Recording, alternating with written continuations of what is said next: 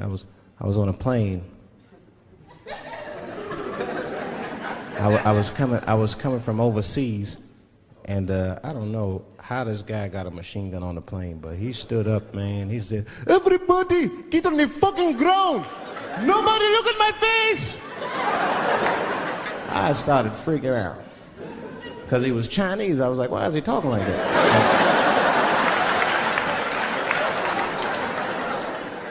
He was screaming and crying. I was the only brother on the plane. Well, I thought I was the only brother. I looked over, there was one other black dude. He was from Nigeria. I looked over at him, he was looking right in my face, man. He didn't say 2 words to me, he just looked at me, he was like...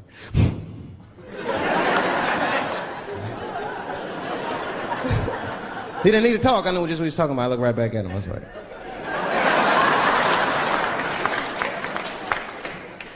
Some white dudes on the front of the plane seen us, they were like, "Oh my God. I think those black guys are gonna try to save us."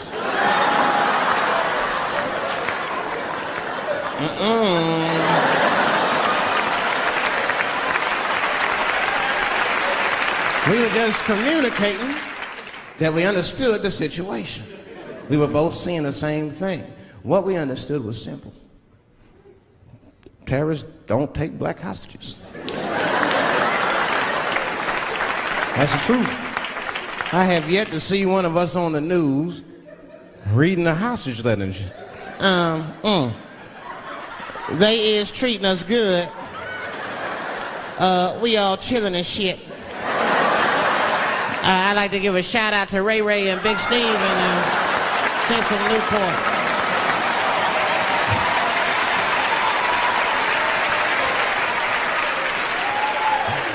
You're not gonna see it.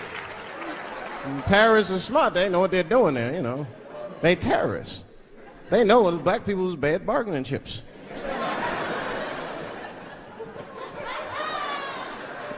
They called the White House. "Hello? We have got 5 black... Hello?"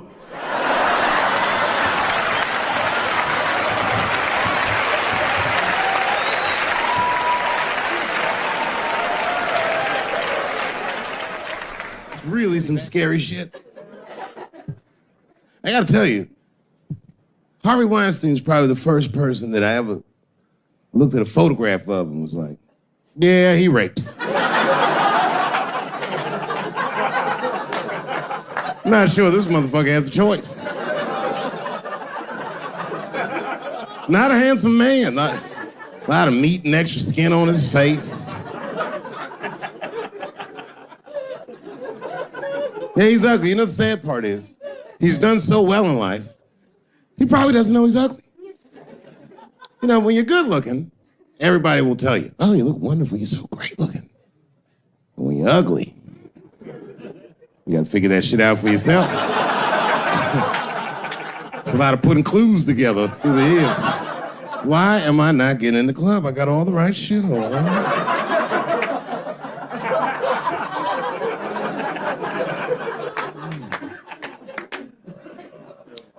If it was Brad Pitt doing that shit, he wouldn't have heard a peep. The girl would just come back down like, "I got the part."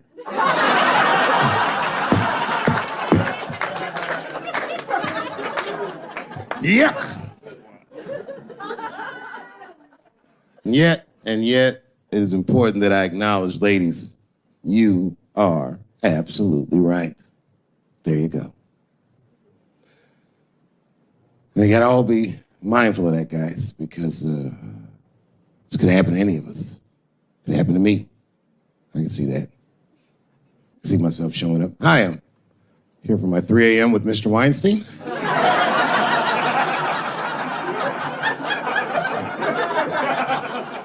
Hey, Harvey, I got your text. I'm here to talk about the script. Seems like it's gonna be hard to read in candlelight, but I guess I could try.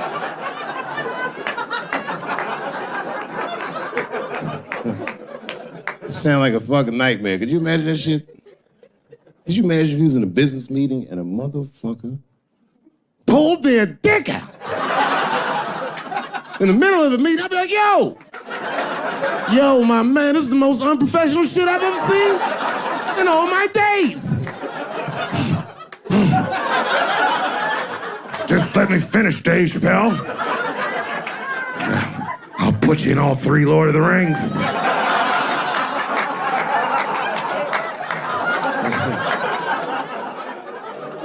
Hurry up, nigga. I have other meetings now.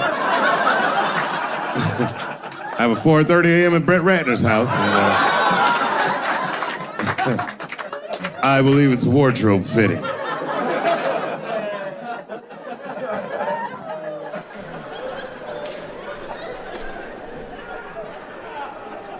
You gotta make life interesting like that, because the shit is flimsy.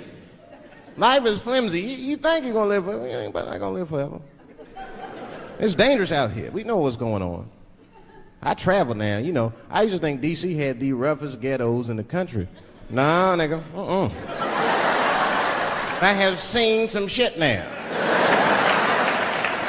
Oh, there's some rough areas outside of D.C.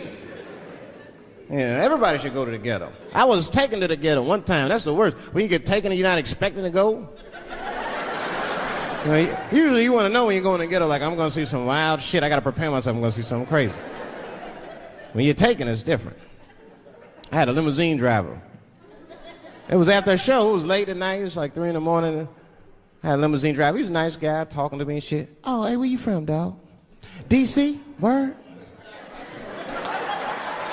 That's a rough city, man. And his cell phone started ringing. Hold on 1 second. Hello? Oh, what's up, nigga? What? What the fuck? Slow down. What? What the fuck? No! No! No! Fuck that, nigga. Fuck it. I'm on my way.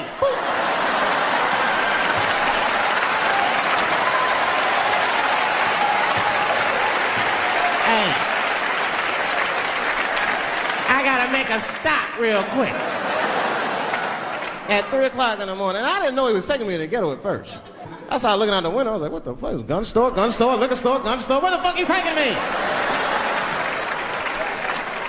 This don't look good. He didn't say shit. He just pulled up in front of an old rickety building that looked like a project. Now, I'd never been there before. I'm not sure if it was a project, but it certainly had all the familiar symptoms of a project.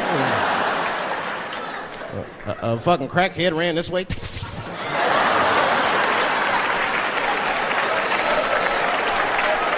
And then another one jumped out of a tree and shit. The driver said, I'll be right back. And left me. Took the keys with him and just left me. At 3 o'clock in the morning, in front of a project, in a fucking limousine. This was not good. I was like, man, I gotta look around and see if I can see some landmarks and figure out where I'm at. Might have to escape on foot. Now, this is when I knew I was in a bad neighborhood. You only see this in the worst neighborhoods. Remember, it's 3 o'clock in the morning. It's 3 o'clock in the morning. I look out the window.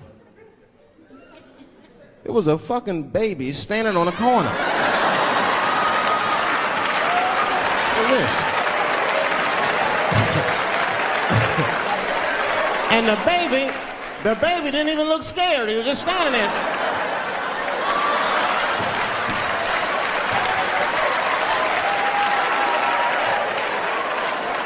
I mean, it made me sad. It made me sad, really. You know what I mean? Because I wanted to help the baby. I was like, I don't trust you either. I'm sorry. Click. Click. The old baby on the corner trick, eh? I'm not going to fall for that shit. Where's this limousine driver? You know, I start feeling bad. As time goes by, I start feeling worse. Like, man, what is wrong with me? What the hell's wrong? I'm scared of a baby. And this baby could be in trouble. He might need my help. I got to do something. But I wasn't going to get out the car. I'm serious, man. I just cracked the window a little bit. There's an old limousine. I could roll it down.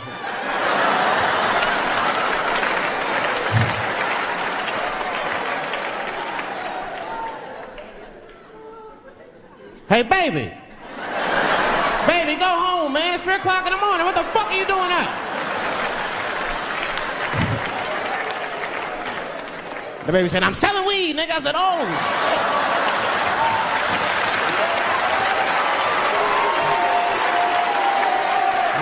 expecting that. I'm serious. I had to buy 2 bags from him to calm my nerves. Let me get 2 coins. Got back in the car and rolled me a joint, man. That shit was scary, man. Every once in a while, like a crackhead would come up to the car and look in the window. It was like Jurassic Park and shit. He'd be looking on the car. Hey, get out of here, cracky. That baby was still standing there, man. Then I started feeling bad again. Yeah, weed make you feel guilty sometimes. You know. Man, what is wrong with me, man? I have just bought weed from an infant. I can't condone this kind of behavior. What am I thinking? I can't let the fear ruin my morals. Gotta do something.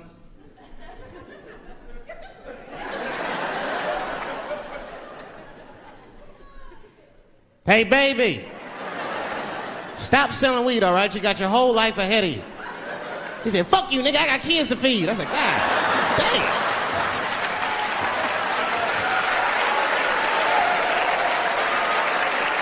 Sad.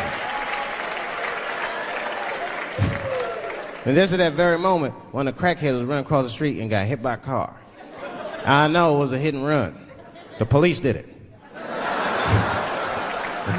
That's all right, they sprinkled some crack on him and got back up. I almost protested the war in the beginning. Almost. Until I saw what happened to them Dixie chicks. I said, fuck that. If they'll do that to 3 white women, they will tear my black ass to pieces. I don't want to hear that shit. Yeah, man, they would. But I'm like, for real, why you care so much what the Dixie chicks say? It's not like they political scientists or nothing. They just bitches that can sing good. You know what I mean? Stop worshiping celebrities so much. Just don't listen, don't pay attention. I remember right around September 11th, Ja Rule was on MTV. That's what they said. They said, we got Ja Rule on the phone. Let's see what Ja's thoughts are on this tragedy. Who gives a fuck what Ja Rule thinks at a time like this, nigga? This is ridiculous. I don't want to dance, I'm scared to death. I want some answers that Ja Rule might not have right now. You think when bad shit happens to me, I'll be in the crib like, oh my God, this is terrible. Could somebody please find Ja Rule, get hold of this motherfucker so I can make sense of all this. Where is Ja? God, me Ja Rule.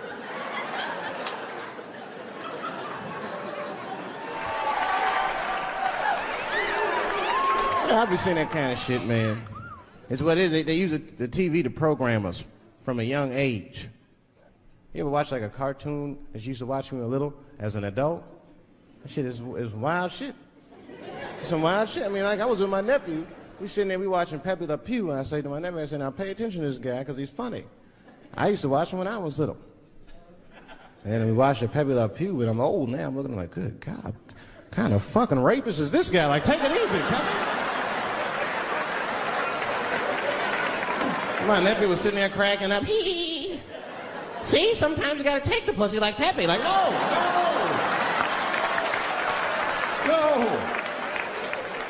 I had to turn the channel real quick. I turned on Sesame Street. I said, oh, whew, Sesame Street. This is much better because now he'll learn how to count and spell. But now I'm watching it as an adult and I realize Sesame Street teaches kids other things. It teaches kids how to judge people and label people. That's right. They got a character on there named Oscar. They treat this guy like shit the entire show. They judge him right in his face. Oscar, you are so mean. Isn't it, kids? Yeah, Oscar. You're a grouch. It's like, bitch, I live in a fucking trash can. I'm the poorest motherfucker on Sesame Street. Nobody's helping me. Then you wonder why your kids grow up and step over homeless people. Get it together, grouch. Get a job, grouch. So don't even tell me how to get to Sesame Street. That is a terrible place. I wouldn't go there if I knew the way. Who would want to live in a neighborhood like that? Fucking 6-foot pigeons walking around. And an elephant that's a junkie. Hyper. Yeah, that's right, Snuffy. Hi, Bird, I'm sick. I need some smack, Bird. Then Cookie Monster with his eyes popping out his head, screaming, cookie, cookie, cookie, like, ugh. What kind of cookies are you talking about? Chocolate chips don't do that to people. And then they had the nerve to put a pimp on there. They didn't come out and say he's a pimp, but I know a pimp when I see one. They called him the Count. Had a cape and everything. You just see him pimping, bitch, where is my money? You've been late 4 times, I've been counting. How many times must I smack you before you act right? 1, 2 smacks.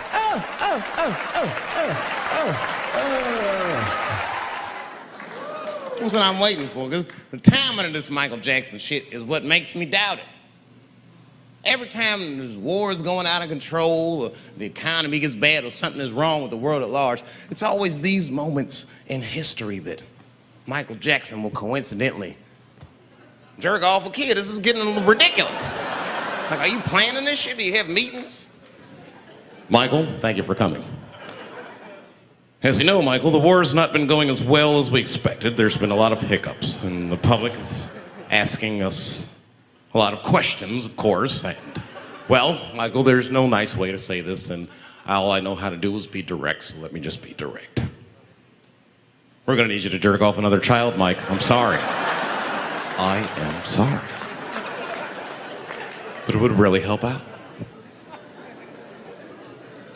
Or maybe he did it, who knows? Who knows? That's the thing, that's what I wanted to say, who knows? Who the fuck knows? Mike, God, and this little boy know. That's about it. That's about it. The only reason that I can even talk about this shit is because everybody is speculating. They all think he did it. And I don't think he did it. I'm alone in this. I don't think he did it. I'm not gonna say I don't think he did it. That's too strong.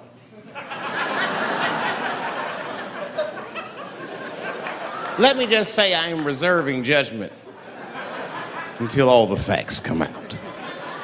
But so far from what I heard, I mean, the kid said he was dying of cancer. He was in Make-A-Wish Foundation. He claims he had 2 weeks to live, and it was his dying wish to meet Michael Jackson. Come on, man, give me a fucking break. This kid is 10 years old. He don't remember Thriller. The fuck you want to meet Michael Jackson for, honestly? I remember Thriller, and I just, like, kind of want to meet this nigga. Like, I wouldn't break an appointment to meet him. I'll put it that way. I'd have to already be free. That's ridiculous. That's like if I'm dying in 2 weeks and go, oh, mama, get me in a room with Chubby Chuckle. I wouldn't want to meet that motherfucker. My last 2 weeks. Why not Usher or somebody like this? So then the kid claims he goes to Michael's house. This is where it all gets crazy. I don't, like, you know, he does everything you'd expect at Michael's house. They climbed trees and rode roller coasters and Ferris wheels. The chef made cookies, pies, and cakes. They was petting the monkey and the giraffe, sang songs, kid shit. And in the middle of all this childlike activity, for some reason, Mike pulled out some wine and some pills and sucked his kid's dick. Folks, it hurts me to say it. And the kid had the nerve to call that abuse. Motherfucker, that is a good host. God damn, what else do you want? What else do you want? I'm lucky to get a glass of grape drink at my friend's house.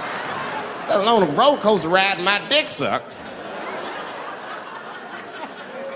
Mike must be confused, like I brought you in my house, I fed you, I sucked your dick, and this is how you repay me, motherfuckers? This was your wish, not mine. Thought you were dying in 2 weeks. What happened to that motherfucker?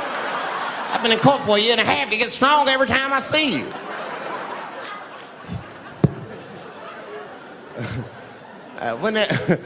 This is fucked up. I shouldn't even say this fuck. Wouldn't it be some ironic shit if they found out through this case that the cure for cancer was Michael Jackson sucking your dick somehow?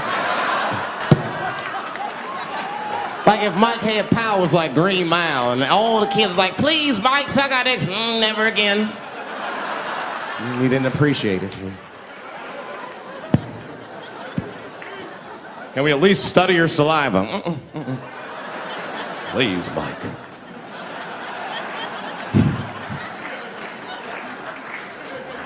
Oh my God. But there's a more important reason that I would stop doing comedy right now. And this reason is the real reason that's been percolating, and it really is the crowd, not you. I'm talking about the crowd on the big stage. It's too hard to entertain a country whose ears are so brittle. Motherfuckers are so sensitive, the whole country is turned into bitch-ass niggas.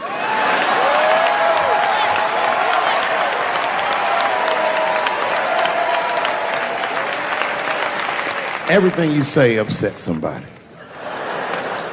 But motherfuckers are just taking it too far. I don't know why or how everybody got this goddamn sensitive. You know who hates me the most? The transgender community.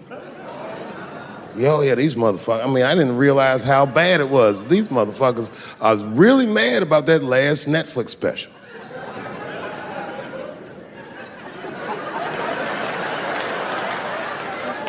It's tough, man. I don't know what to do about it because I like them. I always have. Never had a problem with them. You know, just fucking around. As a matter of fact, I think I make fun of everybody, and I mean, as a group of people, they have to admit, it's kind of fucking hilarious, man. I'm sorry, bro. It's like, I've never seen somebody in such a hilarious predicament not have a sense of humor about it. They're born feeling like there's something other than they're born as, and that's kind of funny, you know? I mean, it's funny if it's not happening to you. I believe transgenders. I don't understand them either, but I know they mean what they say. Them niggas cut their dicks off. That's all the proof I need. I've never seen somebody just throw their dick away. Don't need it.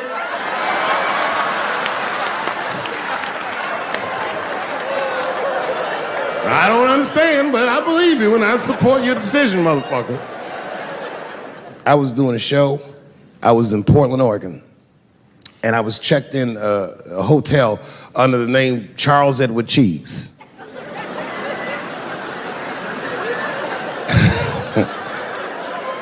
I came back to my room late at night, and there was a note. It was like a letter on my desk. It was addressed to Mr. Cheese. So obviously, I'm going to assume that whoever wrote this letter must be an intimate friend of mine. This is not some kind of name that a person would just guess. But then I open the letter, and it turns out I don't know this person at all. It's a fan letter. You know, I'm not even used to the idea that I have fans, but I'm grateful for it. And I don't read those letters.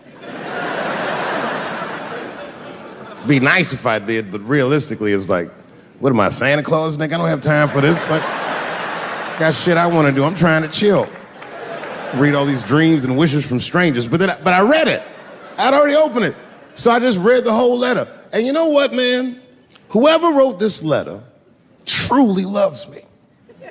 I mean, they were really fucking nice in the letter. And then they described to me what it was like to come to the show, how excited they were, how much fun they were having. And then they said that when I got to my jokes about transgenders, that they were, quote, devastated. Because it turns out that whoever wrote the letter was transgender. Now, I'm going to be real for a second. As a policy, you got to understand, I never feel bad about anything I say up here.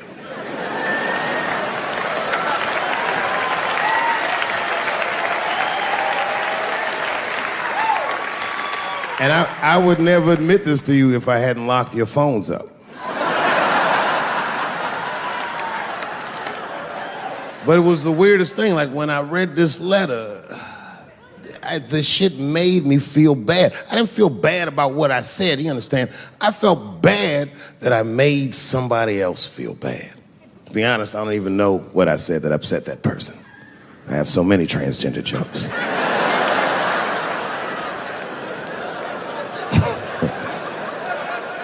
But I feel like it was probably this joke I'm about to tell you right now.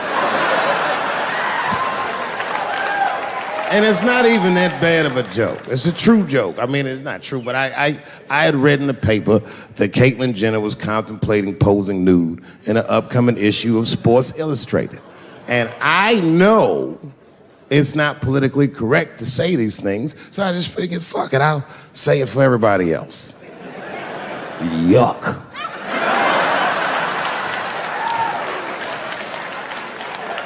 You know, sometimes I just want to read some stats. I don't know why you're gonna cram some man pussy in the middle of the sports page like this. I just didn't think that was the place for it. But I wasn't saying anything like Caitlyn Jenner's a bad person. I'm not mad at her for doing it. Not even mad at Sports Illustrated. If I'm mad at somebody, I'm probably just mad at myself. You understand? Because deep down, I know that I am not strong enough to not look at those pictures.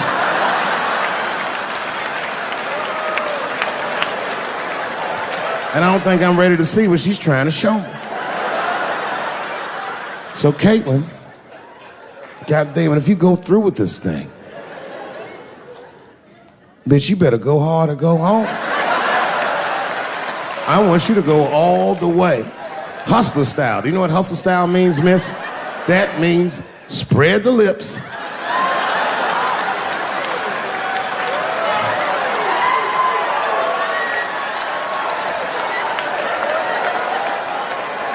I hope she spreads her lips and there's an itty bitty dick inside. Ah!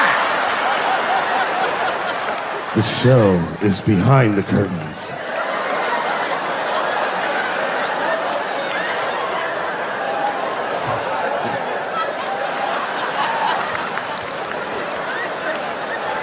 I don't know what I said that upset that person. You know, I can remember when it all started. It was when I was doing Chappelle show. When I was doing Chappelle show, I used to do the show, and then on the weekends I do like concerts and shit like that. So I'm doing a concert, and there was a couple in the front row, beautiful couple. The wife was obviously Asian.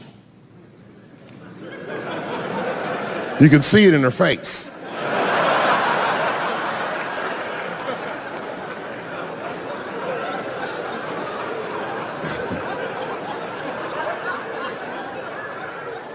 The husband, this motherfucker was mysterious, to say the least. Couldn't quite pinpoint where he was from. Caramel-colored fella, very nice hair, but he could have been from anywhere. Bangladesh, Mexico. I can't guess with a nigga like this. All I knew for sure about this guy is that his wife was a bitch. I could see that in her face, too. No, he was laughing and having a good time, and she was scowling at me at a goddamn comedy show. I couldn't figure it out. And then I realized at some point that she was pregnant, and I was smoking on stage. I said, oh my God, that's probably why she's mad. So I started to put my cigarette out, but then she hit me with one of them fake non-smoker calls. So I just kept smoking. I thought to myself, bitch, that baby will be fine, relax. And I tried to break the tension. I just asked her. That's all I said. I go, hey, where are you guys from anyway? And I could tell that she was on to me. She goes, very condescendingly, she says, I'm from California. If you're asking my ethnicity, I am Chinese. And her husband was just cool about the shit. He was like, I'm Mexican, bro. I said, well, I'm sorry if I offended you by asking. But you're a very beautiful couple. And miss, there's no question that you're gonna give birth to the hardest working baby this world has ever seen.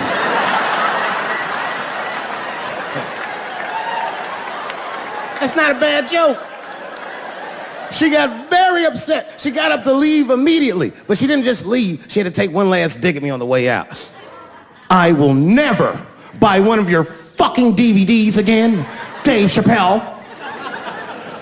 I said, ma'am, with all due respect, Chinese people don't buy DVDs.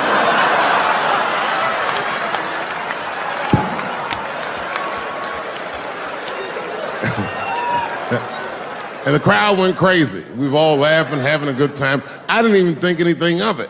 And then just 3 days later, This lady sends a fucking letter to my promoter telling him not to book me for shows anymore because I was, quote, racist, and I'm quoting her, insensitive to the nature of my interracial marriage. I was like, word, bitch, I was.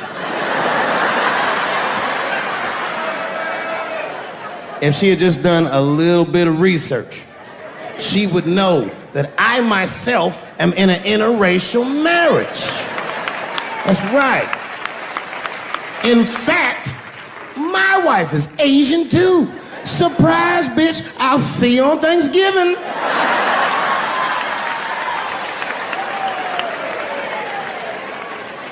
But my wife's not Chinese. She's Filipino. That's right. And our kids are Puerto Rican somehow, so there you go.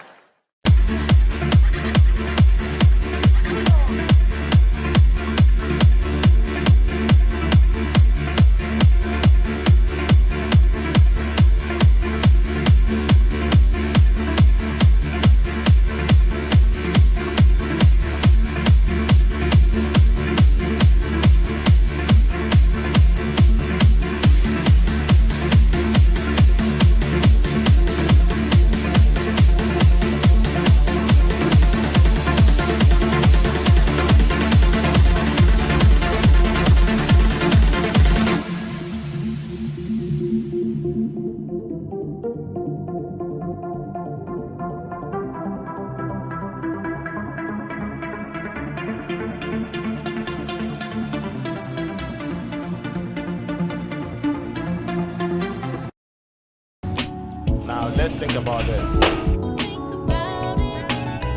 You've heard them on their radios, on television, you've read their newspapers, you've even talked to them in your beer houses. What do they call us? They call us Anglo fools. They call you Anglo fools. And they've called all of us Biafrans. Are we Biafrans? They call us enemies in their house. That's not the truth. The truth is, they stole our rights. You know that. They destroyed our wealth. Call us Cameroonians. We are Ambazonians.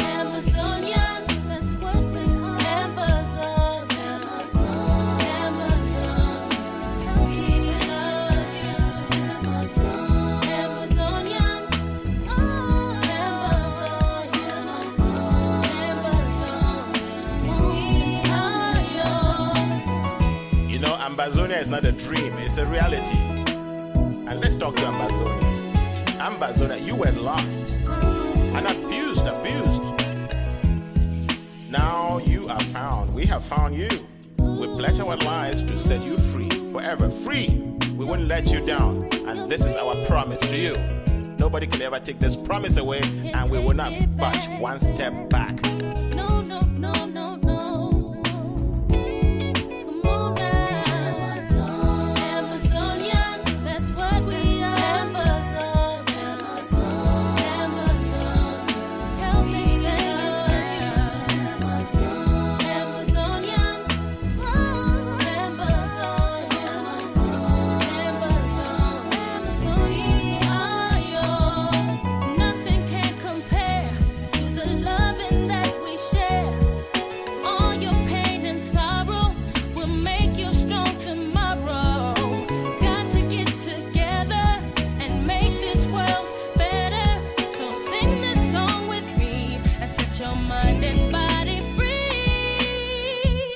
This really comes down to you and me. You have to join our pledge and play your part. It's my part and your part to make it. You and me will set it free, because freedom is the word. Don't let them lie to you. There's nothing else but freedom. Freedom is our right, and in that right is our liberty.